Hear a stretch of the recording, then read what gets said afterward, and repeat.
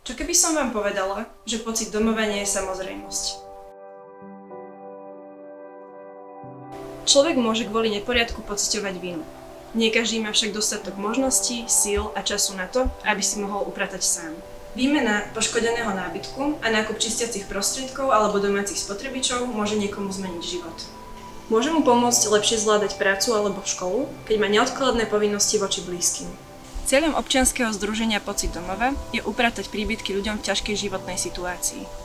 Mladí ľudia sa budú môcť zapojiť ako dobrovoľníci a dobrovoľníčky, vzdelávať sa o potrebách ľudí v núdzi, staršej generácie a ľudí, ktorí majú duševné a fyzické problémy. Zároveň chceme spojiť sily s organizáciami a spoločnosťami, ktoré poskytujú psychologické poradenstvo či materiálnu pomoc. Aj vďaka vášmu hlasu môžu ľudia v núdzi zažiť pocit domova.